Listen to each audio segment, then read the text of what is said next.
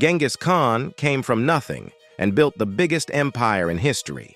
He first brought together the tribal groups that lived on the Mongolian Plateau. Then he went on to take over huge areas of Central Asia and China. His children and grandchildren took the kingdom to faraway places like Poland, Vietnam, Syria, and Korea. The Mongols ruled over 11 to 12 million square miles of land at their peak. But what was he like as a person, and how were his many wives? Genghis Khan, Objectified Women.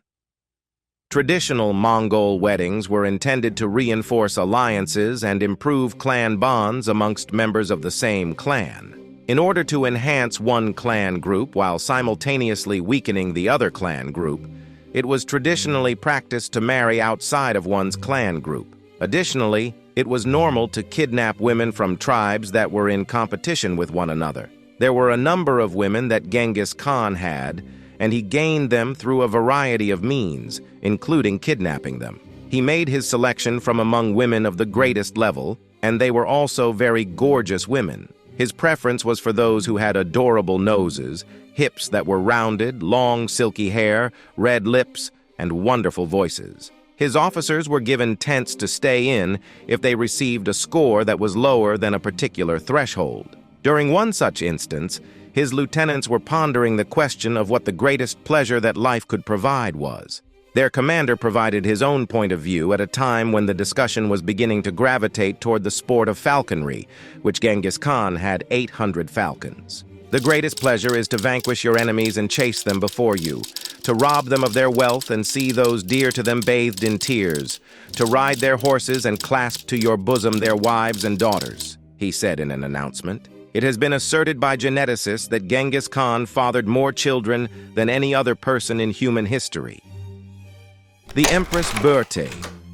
Borte was born in 1161 AD and married Khan when she was 17 years old. Her people loved her, and she was a great archer. She had 9 children and was her husband's most trusted counselor. Khan was out conquering the world and building one of the biggest empires in history. She stayed in Mongolia and ruled like a stable and smart queen. But Borte didn't choose to be a queen. Many women did before and after her did. Temujin was the son of the Kiat-Borjigin family. She got promised to him when she was only 10 years old. Her father was the leader of the Kongarad tribe. They didn't get married until they were 17 years old. After that, Khan moved in with Borte. History says that this was the start of a solid relationship that lasted a lifetime, even after Khan married other women and had affairs.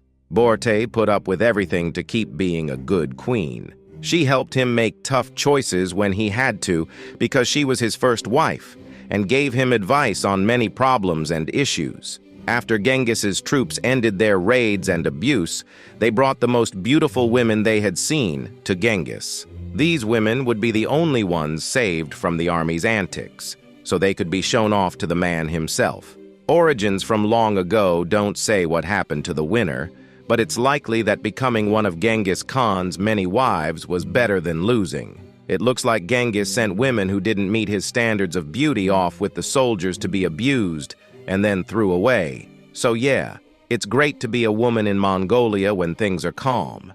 If Genghis comes to town, you might want to leave for China. Genghis Khan kidnapped women. During the Mongol conquests, a great number of individuals lost their lives. There are historians who estimate that the figure is somewhere around 40 million. Documents from the Middle Ages demonstrated that the population of China dropped by tens of millions during the Khan's lifetime. Additionally, it is estimated that he may have been responsible for the deaths of a full 3/4 of the population of modern-day Iran during his conflict with the Khwarezmian Empire. There is a possibility that the Mongol raids might have lowered the total population of the earth by as much as 11%. After Genghis's soldiers had finished pillaging and assaulting the people, they delivered the most beautiful women they had discovered to Genghis himself. To ensure that these women could be presented to him, they would be saved from the cruelty of the army that was conquering the territory. Being a lady during the reign of Genghis Khan was not an easy life. No monogamy here. On the Mongolian territory ruled by Genghis Khan, the concept of male monogamy did not exist. On the other hand, women were only permitted to have one husband each, while men were permitted to have many wives. Each wife would have her own tent in which she would reside with her own children, primarily for the purpose of preventing the children from fighting with one another.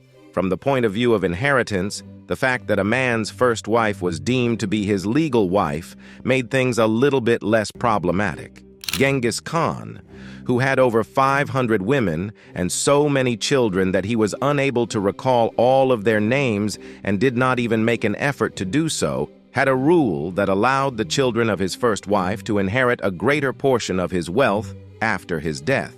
This rule was handy for him. We are aware of the names of at least 14 of Genghis Khan's high-ranking wives. However, the names of his lesser spouses have been lost to history because they were regarded as being of such small importance. At the time, the only people who were regarded to succeed him were the 4 sons of his first wife, Borte.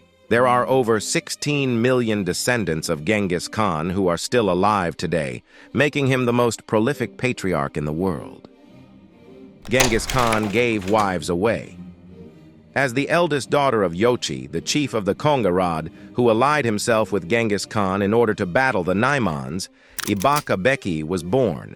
Ibaka was presented to Genghis Khan as a wife as part of the deal that was made regarding the alliance. In addition to being the sister of Sulugatanaki Beki, who married another son named Tolui, she was also the sister of Bektutamish, who married Jochi, the son of Genghis Khan. Ibaka was given to General Jochi, a member of the Uruut tribe, who had killed Jochi earlier after Jochi had turned against Genghis Khan. This occurred after Ibaka had been married to Genghis Khan for around 2 years, without having any children. Genghis Khan viewed her as being of no use and quickly divorced her. Without her permission, all of this was carried out. In Jami al-Tawarikh, Rashid al-Din states that Genghis Khan divorced Ibaka because he had a nightmare in which God directed him to give her away immediately. Yoki happened to be guarding the tent at the time, so he gave her away to the first guy who was available. The bounty that Genghis seized was a lady from each of the tribes that he conquered and made her his own. A few of the women who were presented to him were retained by him, while others were married off to his superiors and subordinates. Using ladies as a means of mediating diplomacy between clan groups, he even went so far as to negotiate the weddings of his own offspring. He accomplished this by using women. He loved some. When it came to some of his spouses, particularly his first wife Borte, he shown a great deal of respect and affection, despite the fact that he was physically abusive. When Borte was 10 years old and he was 9 years old, his father, Yesuge, went through the process of arranging his marriage to her. A gorgeous black sable jacket was the dowry that Borte received. Borte was taken captive by 3 merkits, who invaded their family tent at morning just after the wedding took place before the sun rose. She did not give her assent, but she was taken as a booty of war and given to one of the warriors. Several months later, with the assistance of his allies Wang Khan and Jamuka, Genghis was able to rescue her successfully. Borte was held captive for a period of 8 months, and shortly after she was rescued, she gave birth to a son named Jochi. Due to the fact that her captor took her as a bride and had the potential to make her pregnant, there was a great deal of uncertainty regarding the identity of the father. Despite this, Genghis Khan acknowledged Jochi as his own son while he was still alive. The 3 further boys that Borte had with Genghis were named Chagatai, Ogade, and Tolui. We hope you liked this video, subscribe to the channel if you're a history addict, and please let us know about what civilization or time period we should talk about. Also, watch another video here.